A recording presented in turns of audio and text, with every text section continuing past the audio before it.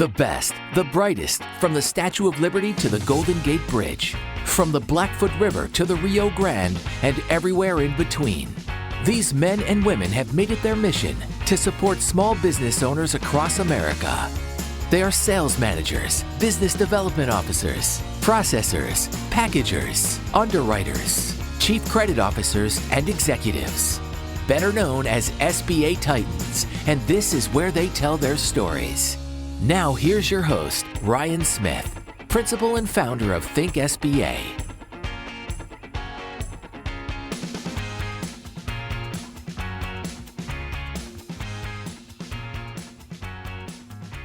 Hey there, everyone. This is Ryan Smith, principal and founder of Think SBA, and welcome to another episode of the SBA Titan podcast. We have with us here today as our guest, the one and only Bruce Marks. What we're going to do today is highlight him as an individual and as an SBA business development officer and sales manager. Bruce, for his own right, has booked over $1.2 billion in SBA financing over a career that has spanned 37 years. And he right now specializes in search fund lending, especially those business acquisition loans that require large goodwill transactions. And so, Bruce, I'd like to welcome you to the podcast. Ryan, thank you. I appreciate you having me on and look forward to it. Wonderful. So the first question I always ask everyone is, what did you want to be when you grew up? Not an SBA lender, that's for sure. For sure. When I was growing up, my dad was a small business owner, an entrepreneur. And growing up and seeing his success and seeing the freedom that it allowed him, I knew I wanted to be an entrepreneur. And so at the age of 13, I literally started playing the stock market. I started a little business in my house. I was always very entrepreneurial. And I think with SBA lending, especially today, Ryan, as you well know, as I always tell the folks that work for me, this is your business. You know, as an SBA business development officer, basically the bank says, you know, here's a laptop, here's 2 computer screens, right? Here's your goal, go out and make it happen. There's a lot of freedom that goes with that. I talk about it with the BDOs that report to me. I'm not going to micromanage you, but you know what you have to do. And so I think that even though you work under the auspices of a bank, it still allows you the ability to be successful based upon what you put in and how much work goes into making yourself successful. And so having been an entrepreneur, owning my own business, being on the SBA side, as long as it gave me that, it worked out really well as a result, because it still allowed me to be an entrepreneur, but yet still work for a bank and have the comforts of, hey, I get a paycheck every 2 weeks and I get some benefits, and as long as I hit my numbers, of course. So yeah, I didn't dream of being an SBA lender when I was growing up. I was a guy really into sports.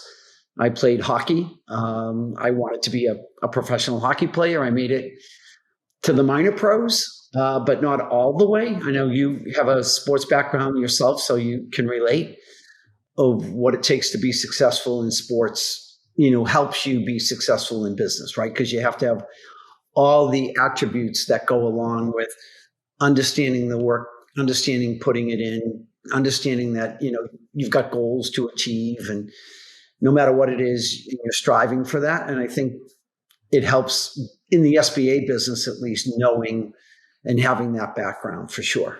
So exactly. So we have a lot of freedom, and in order to harness that freedom, we need to be self-starters. I never knew that about you, Bruce. That is absolutely amazing. Congratulations on achieving such an accolade of being a professional hockey player. And that goes into my next question. Then how did you get into SBA lending? So I my first 5 years in banking, you know, I went to college and then I went got an MBA degree, and I ended up working in the banking business. And my first 5 years, I was in fixed income portfolio management. So I was on the investment side. And back then, and this is in the early 80s, the bank had come to me and said, we think it would be great if you learned really all the interworkings of a business if you're going to make an investment in that business, understanding the balance sheet, understanding the income statement. And so we're going to send you to get formally credit trained, and that's going to actually help you be a better investment manager. And I went through a formal credit training program, and I also went through a formal 6 months program through RMA back then, Robert Morris Associates, which is a little bit different today, but it was offsite training. And I literally for 6 months it was like I was in college again. I was out getting trained. And when I got done, I really liked it. And I said, hey, I'm thinking, can I possibly change over to the commercial lending division? So that's what I ended up doing. And I ended up becoming a commercial lender. I'm originally from the Boston area.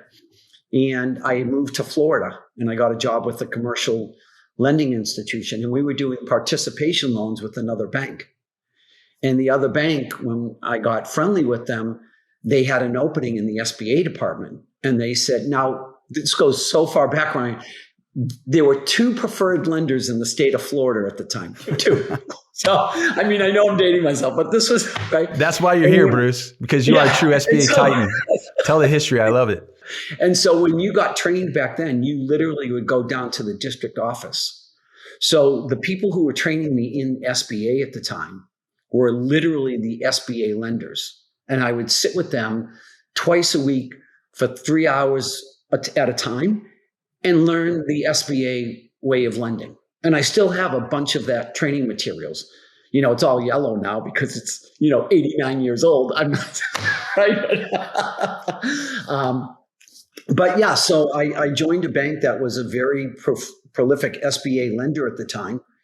And because we were doing participation loans with them, and they got me involved into the SBA lending program. And, I realized quickly, but back then it was a lot different because it was regional. You worked for a local bank and you did small business loans in your market. It wasn't like today where, I'm doing deals in California, you're doing deals in Boston. I mean, it's, because you live in California. So, I mean, it was a lot different back then. It generally was a client that needed, help. But back then, the maximum SBA guaranteed loan was $500,000. Wow. Right. Wow. And it was a lot different. But the training that I received directly from the SBA, the formal credit training program that I went through, the outside training that I went through, my MBA program, just a lot of schooling to get there and understand the dynamics of what a really good business looks like. And, it's an interesting thing because a lot of times when I'm doing a podcast or an interview, they'll say, well, what are some of the first questions that you would ask a young BDO? And I would say, tell me about the deals that you don't like. Tell me about the deals you wouldn't do. Tell me about the deals that wouldn't fit your box, because then you really understand what it is you will do and the deals that you're going to stay away from and why, like why those deals aren't going to work. It is a young BDO. They're going to say, Bruce, I'm going to do every deal that I can fillet up and get through the closing process, right? And that's one of the things we're going to talk about that a little bit later. But you're special. You're a lender that transcends bank, transcends brand. You're somebody who people come to because of who you are, your background, your training, and then everything else you bring. But I want to take it back a couple of notches now and just allow the audience to get to know you as an individual. What are your hobbies? Are you still slapping the puck around on the ice? Yeah. So I was a professional instructor for 28 years. So I was on the ice every afternoon, and sometimes in the morning. But when COVID came, because my parents were older at the time, I didn't want to take that risk. So in work-related activities and just life happening, and so I decided to step away from hockey after a really long time, 30 plus years, 40 years, 50, a really long time. I was literally on the ice 6 days a week for 30 something years. So it was time. So I played tennis in high school and I played tennis in college. And so those were my two sports, hockey and tennis. And so because I was a professional instructor, I wasn't able to play tennis as much. And so now I get up in the morning, I live in a beautiful development. We have gorgeous clay courts here. So every morning my day starts on the tennis court. Come back home. I've got a phenomenal setup in my house. I have an office actually outside my house. So I walk across the courtyard. I open up my office door. I've got my own separate workspace, and I come to work every day. But today my hobbies are tennis and pickleball, which I play a lot of, and I also own some businesses now. So in addition to being an SBA lender, I have business activities that I have to, administer and handle and things like that. So it keeps me busy for sure. I was going to ask you, if you're a tennis player, are you playing pickleball? So it sounds like you are. Yeah, for sure. Pickleball's all the rage. Have you seen any pickleball deals come across your desk? I have not. I don't know if I would do it, but that's another story. So over the course of your career, Bruce, one of the things that I'm sure you can talk to, and I'd like you to elaborate on the changes that you've seen, not only in the SBA loan program. You mentioned $500,000 as the aggregate limit when you started. Not only the changes in the SBA loan program, but how you've been able to roll with the punches of the external changes that affected the SBA loan program, and how you've been able to be successful throughout all of those years. It's a great question. I think you always have to evolve. This question is a question I ask my reports. What are you not doing today that you could be doing tomorrow to make yourself better? And it's a tough question. When you look in the mirror, you have to like what you see. If you don't, you have to change it, right? And so we always talk about what are the channels, what are the avenues that we can open up to bring in business. Today, the business development officer, BDO, that's their job. Most people have a $10 million goal or a $12 million goal in order to, I say, be able to open the door of the bank that you're working for, right? Like, you gotta hit your numbers. And so I think what it takes to evolve is, and not just in this business, Ryan, but in any business, is you have to specialize. You have to become an expert in that specialty. And then you have to let the marketplace know what it is that you do and what it is that you don't do. And I think that if you do that, you'll be successful, because I think that's what I have found that has made me successful. I believe it's kind of like if you go to the doctor and it's a DO or an MD or a neurologist, right? We know which one makes the most money because he's the one that's the specialist, and he's the one that, and it's great because whenever you do that, everybody's selling him. He's not selling himself. And then when you do call to try to make an appointment, it's 2 to 3 months out, right? So, right. And that's really what I think what it takes. I'd like to share with your audience a book. I'm going to put that so you can see it. It's called Celebrity Branding You by a gentleman named Nick Nanton, who is a mentor of mine.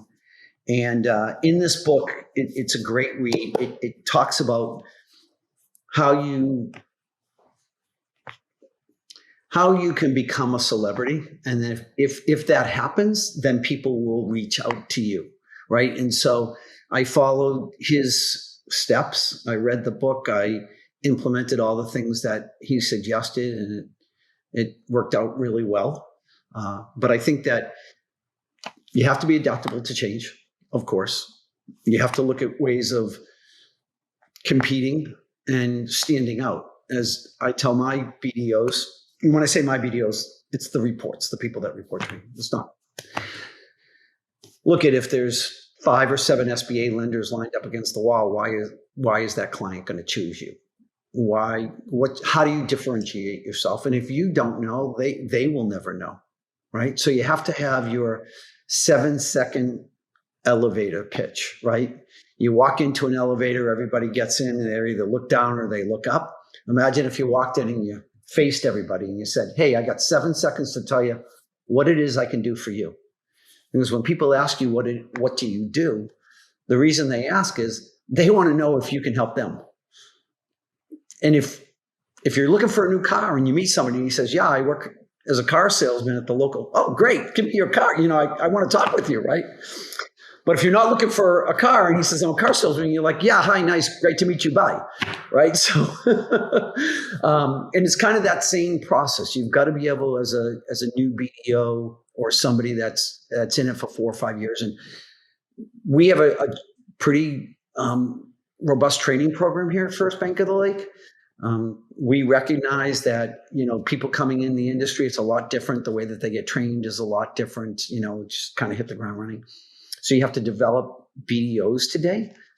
And so for me, it's a constant working with the younger guys on the team and ladies on the team and how to help them to get where they want to be and how to help them get to where the bank wants them to be, right? How do we both get there? How do we both make you successful?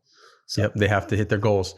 And that brings me to the next item that I'd like you to highlight. I recently saw on X, formerly Twitter, I hope I said that all right, where there's an individual on X, he has a large following, and he was just listing individual service providers that are a part of his team, not that they're employed by him or him by them, but they're a part of his deal team. And Bruce, he listed you as his SBA lender.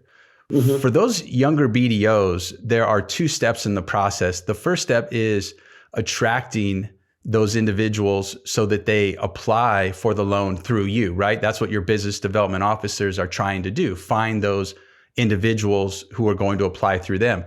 But the second aspect of that is to develop those individuals who are going to be repeat customers.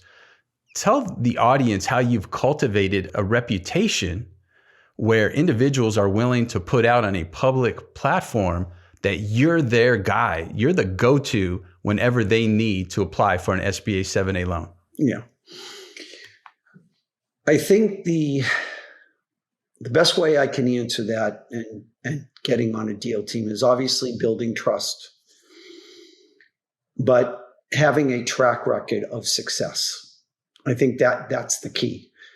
I call it the snowball effect. The more deals that you do, the more successful that you are, the more people that you help, the more people you have singing your praises.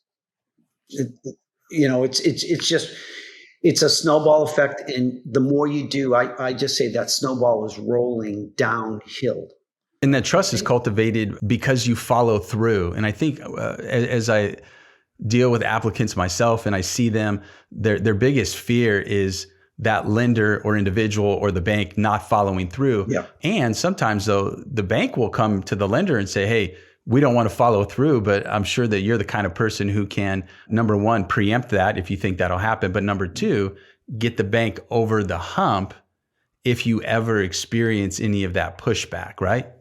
So I think that, what I have found is most BDOs really want to understand their bank's credit box. We always talk about knowing what my bank will and will not do. And so you can have most people who are looking for SBA want certainty to close and speed, right? Those are the 2 things. And I think that what I can deliver and what I do deliver is proven results, Ryan, that I can make that happen. And the reason is I've got a very clear understanding with what my bank will approve and what my bank wants to see. But I will tell you this in all honesty. In my current role, I have absolutely earned the respect of our loan committee. I've got a very proven track record. The portfolio is very clean. So it's kind of like a self-fulfilling prophecy. So when I get with a searcher or a client who's looking, because I only do large business acquisitions, as you stated. That's all I do. And I don't do really anything else because I have to let the marketplace know what it is I do and what I don't do. For me, it's really, and I convey this, but I believe it, it's my decision. No, I don't have the authority to lend a penny short of me reaching into a pocket and giving it to somebody, right? But the conviction of when I say yes, it will be a yes, because I think that over the years, I've learned how to underwrite a transaction. I've learned how to understand what a good transaction is. And I understand that it has to be a good transaction for the borrower first and foremost, 100%, because if it's not the right fit, I'm going to tell them. And whether they use me or they don't, and if it's not a good fit and I tell them, then I'm not going to do the deal anyway. Because it's not just about getting the deal done. It's not for me just about hitting my numbers, because that has never been an issue for me. So to me, it's putting the client first. For me, it starts with the sustainability of the deal. It starts with the business model. It starts with getting very granular and understanding the transaction. It's not me going out and saying, oh, I have to get this loan because I need it to hit my numbers. And that is a very different dynamic. Believe me, if you have a $10 million goal and it's September and you're at 4, that looks very different than if it's July and you're at 20, right? It's just a fact. But I think what happens is that, and I ask my BDOs to get to that point where you look at a transaction and say, I know this transaction is going to be a good deal for you and a good deal for the bank. It's really not about me, because we're representing, and I always tell my BDOs this, it has to be a good transaction for the client and the bank. You can't just look at it and say, oh, I need it. If it's not a good transaction for the client and the bank, you can't do it. That's what's first and foremost. You have a responsibility to your client. You don't want them guaranteeing a large SBA loan and that loan going into default. You just can't have that, because then your reputation, and I talk about this all the time, I call it BDO reputational risk. And it's not just inside the bank and with our internal, but it's external as well. For example, let's say we were working together at an institution and you were not a very good BDO, right? And then I leave and I go somewhere else and you end up applying for a job at the bank that I'm now with. And they ask me, oh, hey, you knew Ryan. How was he as a BDO? And you go, gee, that guy should have stayed with baseball, I think. I don't know. No, you know what? It follows you. And one of the things I just told a borrower this yesterday, I said, I realized that when my job is over with your loan, when it closes, it funds, your job is just beginning, right? Right. And that's what you highlighted. So for those BDOs, sometimes they get tunnel visioned on only looking at the deal, irregardless of the fact that there's an actual business behind the deal, and that the real ask or the real question is whether or not that individual or those individuals can successfully transition, operate, and grow that business and pay off that debt. Yeah, no, it's 100% agreed. And, you see that as you go out into the marketplace, find deals, bring them, do all the things that you're doing, right? But for me, it really starts with the business and the business model, the sustainability, all of those things first and foremost. And then once you have a real sense of this is a good transaction, then you can have that confidence that you can give to your client. We're going to be successful. I can tell you, Ryan, that I've had many deals where people say, Bruce, listen, we're going to go in a different direction. They'll go somewhere and then they'll end up coming back. They'll come right back to you. Yeah. We've all had that happen, right? They're going to go for a quarter point or because someone promised them something. And then next thing you know, they're coming back hat in hand. That's Bruce, right. We're sorry. We need you to do the loan. You're the man. And then you'll say, okay, I'll fit you in. Yeah. And look, if it makes sense and it's a good deal for both parties, then, we just pull up our big boy pants and we move forward, right? So Was there a turning point in your career where you knew you were locked in on SBA financing as a career and you were moving forward and everything else was out the door? Yeah, for sure. So I had worked at several different banks. I had worked at, larger banks. I had worked at smaller banks. But in 2014, I ended up, after I had decided that I would quit work for 4 to 6 months to train, to end up going over to Europe to play hockey and represent Team USA. When I came back and decided, okay, I better get more serious about my business career and not hockey, I ended up going to work for a really small local bank in Jacksonville. And the president of that bank was a gentleman named John Stevens, and just a tremendous individual and a tremendous leader. And we really sat down and talked about what SBA lending looked like and the type of deals that we wanted to do. We were a really small bank, Ryan. And he said, Bruce, I based upon your background and based upon where we want to go and we want to build the bank, we eventually want to grow it and sell it, I would love for us to start to do these really large SBA loans. And at that time, doing a $5 million airball. I mean, you take somebody like a Wells Fargo, who's just a phenomenal institution, huge, and they're not going to do a $2.5 million airball. I mean, they're just not going to do it. And I'm like, thank God, because I don't know, but we set out a strategy to reach the market that was not being served, where people were not doing $3.5 or $4.5 million large goodwill transactions. Mm-hmm.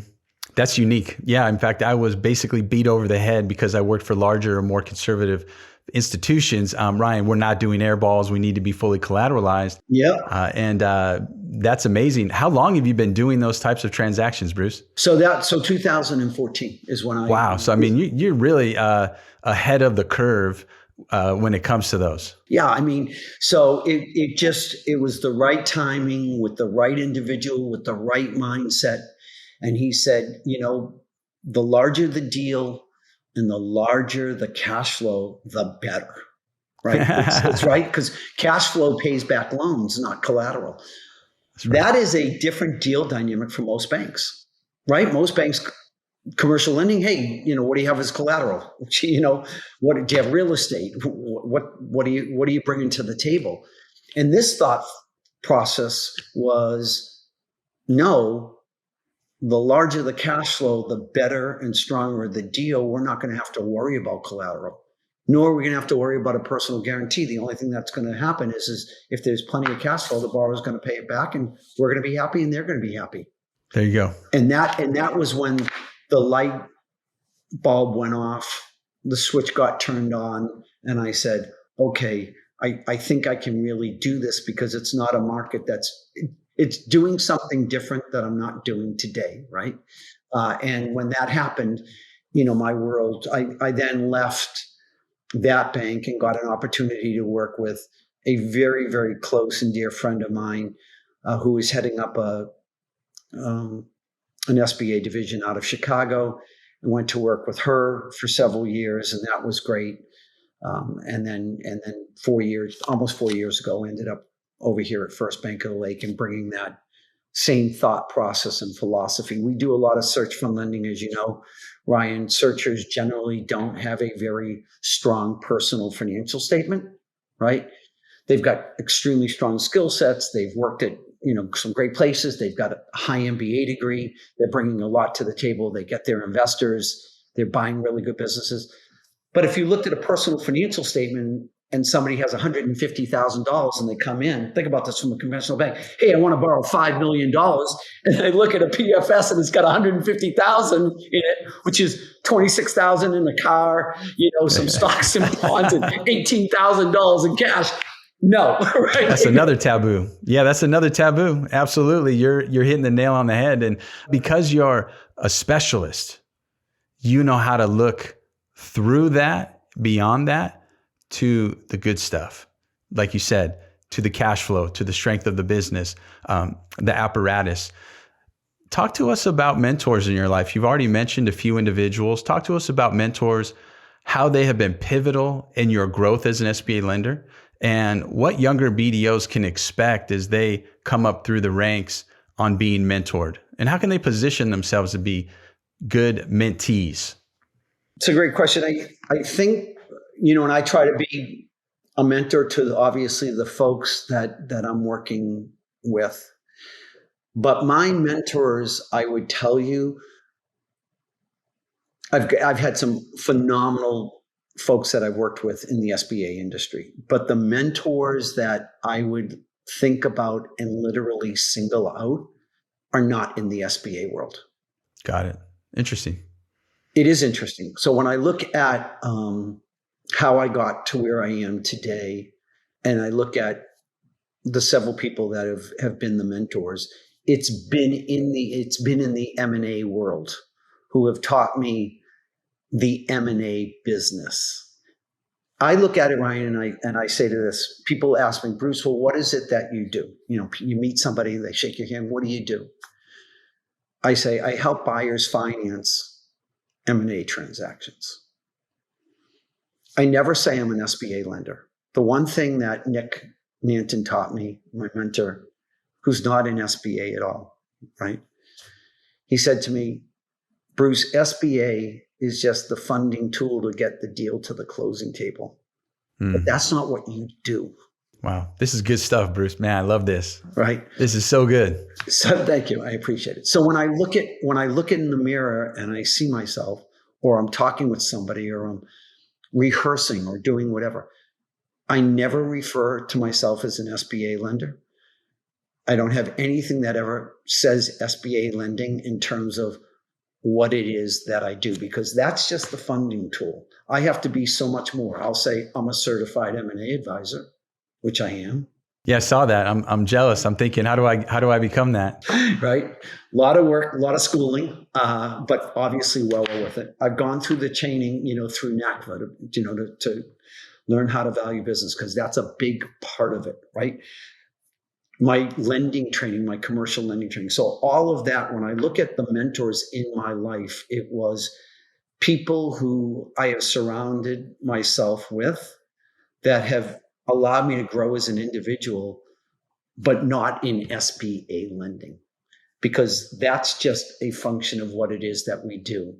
Yes, we utilize SBA loans to get the deals to the closing table, but there is just so much more to going into a lower middle market transaction to get that deal done, that I look at the people that I continually have conversations with. One of them was today. And I was talking and I said something, and he said, you know what, Bruce, that's a great point. And I literally said this today, Ryan. I said, that's awesome when the student can teach the master. I literally said that to him today. And he's not in the SBA world at all. That's not what he does. So I would tell you that, when you look for mentors, it doesn't have to just be it doesn't have to be a boss.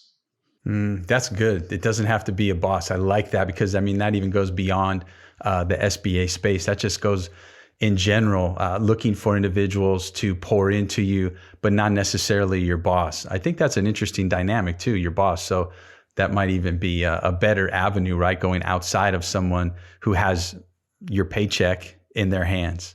Yeah, exactly. Exactly. We all go through life. We hear things. Some things go in, they stay in the middle. Some things go out. Here at First Bank of the Lake, it is really just a phenomenal institution. Yes, because I work here, but it's the culture that we live and breathe, and that comes from the owners of our institution. One of them is a gentleman named Stephen Stahl. He's the majority owner of First Bank of the Lake. He also owns a venture capital firm. And when I look at him, I inspire, because he has drilled in, at least to me, doing well by doing good. And impactful, right, is a very key word that resonates when I think of him and I think of what I'm trying to do today. And that keeps me on the course of trying to help change other people's lives, because it is very impactful when you take a 35-year-old searcher and you say to them, okay, we've just closed a $7.5 million transaction for you, right? Because you think about 10 years from now when that SBA loan is paid off and they're sitting there with arguably a 7.5, maybe it's a $10 million business at that point, and they own 80% of it. That's impactful. That's life-changing. We take it very seriously, but it's fantastic at the same time. Have you had any difficult or challenging moments spanning your career? Has there ever been a time where you've said to yourself, you know what, I'm going to quit. I'm done with this? I think that goes with every job, right? That goes with every job. But I think, being able to see where you want to go, how you want to get there, you control your own destiny. I was brought up that I have to worry about the things I can control. Don't worry about the things you can't control, right? So there's consequences. I taught my girls when they were growing up, let the consequences dictate the action. You don't want the consequences, don't do the action. You don't want to get in trouble, don't be bad. It's pretty simple. So when I do that, the one thing that I love is that ability to stand behind the decisions that you make, good or bad. We're going to pivot now to your knowledge about SBA financing. The first thing we're going to ask you, what is the biggest myth that you hear people saying outside that is just not true? Every bank is different, Ryan. And every bank interprets the SOP 501071 today differently. Even though we have it in front of us and you're reading something and I'm reading something, you're going to go, this is what it says, Bruce. And I'm going to go, yeah, I see it, Ryan, but that's not what it says. I refer to it kind of like the Bible. In the beginning, there was whatever that one religion was. There was one. And today there's thousands, right? Why? Because people interpreted it differently and said, this is what it means. And when I look at the SBA SOP, people have to realize, and BDOs have to realize, you have the SBA SOP, then you have the regulations, and then you have, when you look inside, let's say like Express Tech loans, and they refer to doing what the bank does in what is prudent, right? So you have these purse strings pulling at you three different ways. Is this right or isn't this right? You have people today going, well, if a seller wants to roll equity, does he have to personally guarantee the loan? How much? Is it 20%? Some banks are saying yes. Some banks are saying no. They're reading the same SBA SOP. So I would say the biggest myth is when people call and say to me, oh, I understand the SBA requires. Yes, and which bank told you that, right?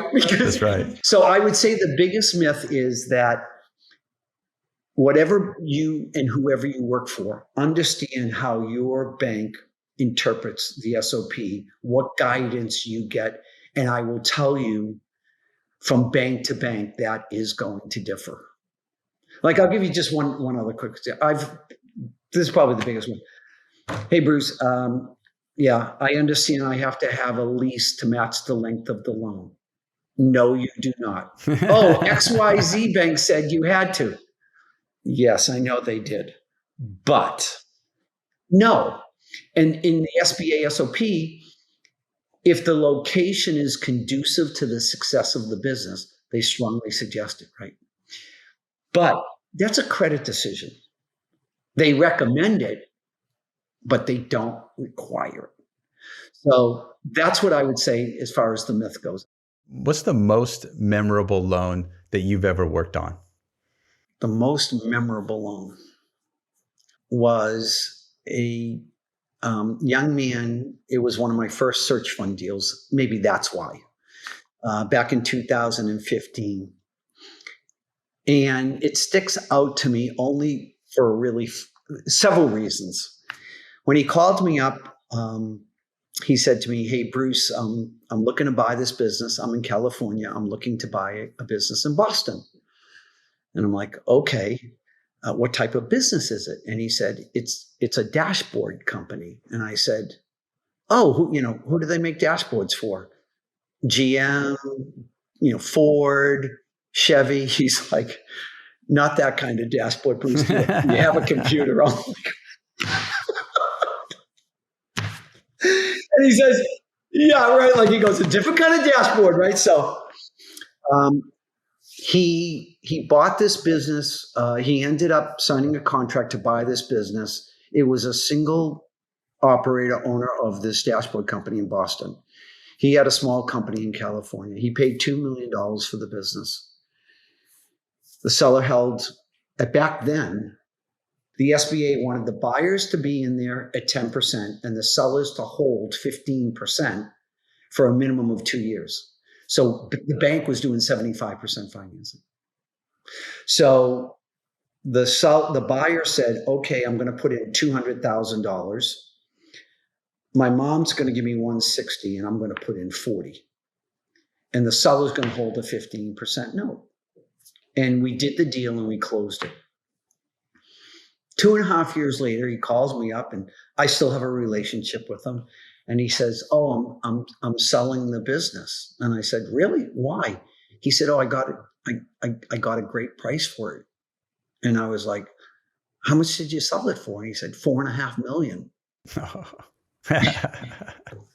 And I went, "How old are you?" Like, there you go. Right? Like Big money. Yeah, and it just sticks in my mind. Why? Because today that young gentleman is very near and dear to my heart. He remains very, very close to me. He's a terrific guy, terrific business owner. He's since bought other businesses, and we've got a very good relationship. But I just remember it being one of my first search fund transactions, and then watching him go through it, and then watching him go through the exit and seeing how successful he was. I'll give you one other real quick one if I can. Last year, I went to a Christmas party at one of the banks that I am friendly with, one of the executive vice presidents of the bank. And when we were there, it was catered and we were eating and the food was phenomenal. It was a local deal here in Florida. And so I asked him, I said, "Hey, Kevin, who's the caterer?" And he said, "This company, Mississippi Sweets." And I went, "In Boca?" He goes, "Yeah, do you know them?" I said, "I put them in business in 1992 when I had my own." I was like, "Are you kidding me?"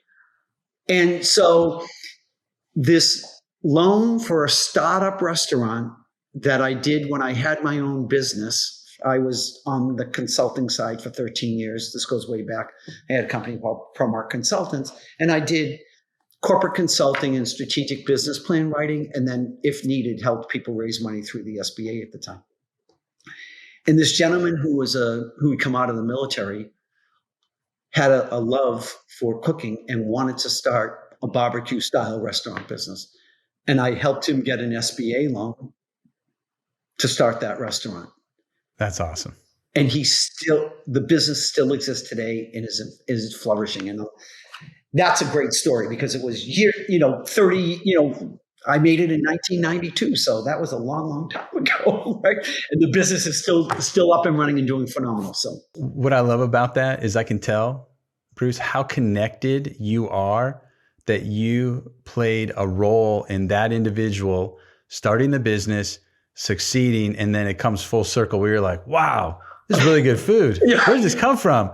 And you know what? I could tell you that to a person, Bruce, the people in SBA financing who last the longest, they share that with you. They share that connectedness from the heart to their borrower. and to that business. And so I'm really happy that you were able to share that moment. Thank you for allowing me to. Yeah, no, thank you. That's fantastic. What's one thing you would change about the SBA? If you just had the ability, an executive order coming down from Bruce Marks, I'm going to change this, and this is going to make SBA financing a better program. What would that be?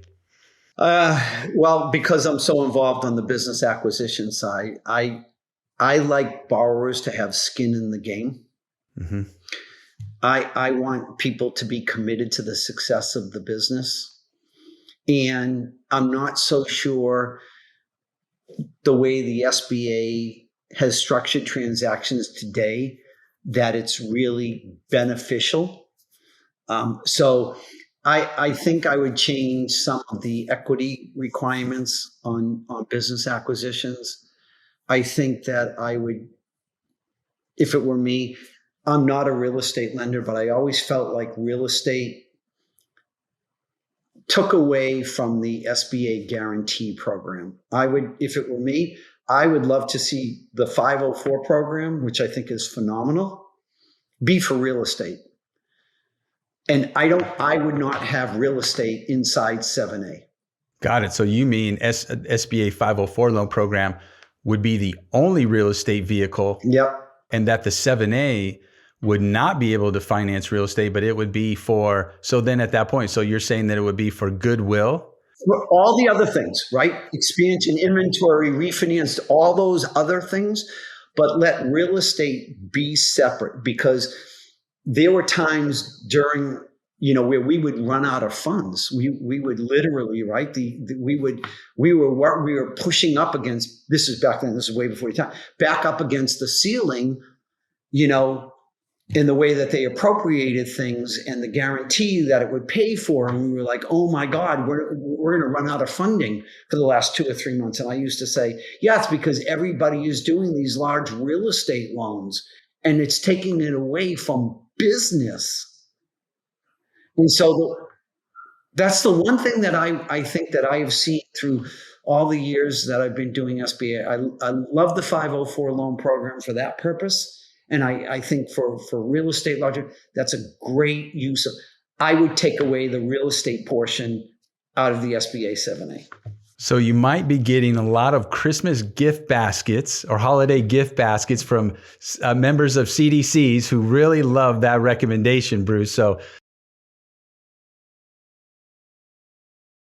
wow, that wasn't even on my radar. What an insightful answer to that question. And then we're just going to wind it down, Bruce. You have provided so much information. I think this has been an amazing interview. I hope the feeling is mutual. So I usually ask the question, but I know where people can find you, because you are not only an SBA Titan, but now you are a Twitter or X legend. And so people, you can find Bruce on X, and he has an amazing War Story Saturday thread that he distributes, and it receives tons of accolades, retweets, whatever we call them now. But you can definitely find him there. Where else can they find you, Bruce? So they can reach out to me. My email is bmarks@fblake.bank. And I'll share my phone number. And I love giving back. I'm happy to talk with, as many BDOs that want to reach out and ask me questions, and however I can help and be impactful, I will. My phone number is 954-646-5820. So First Bank of the Lake, if you don't remember those, might remember First Bank of the Lake. You can go on the website. You can throw the dart at the picture, and there you go. I'm there. Bruce, from the bottom of my heart, thank you so much for spending time with me. I really appreciate it. I'm looking forward to individuals being able to watch this, learn from your success, track record, your perseverance, and I will see you on X. Thanks, Ryan. Appreciate the opportunity. Thank you. Thank you for joining us on the SBA Titan podcast. We sincerely hope you've been inspired by the stories of our amazing guests. The SBA Titan podcast is produced and hosted by Ryan Smith, principal and founder of Think SBA. Think SBA is a nationwide SBA 504 and 7A loan brokerage serving small business owners and entrepreneurs. Please visit SBATitan.com for more episodes, to nominate future guests, or to discover how you can make a career serving small business owners through the SBA loan program. Have a great day.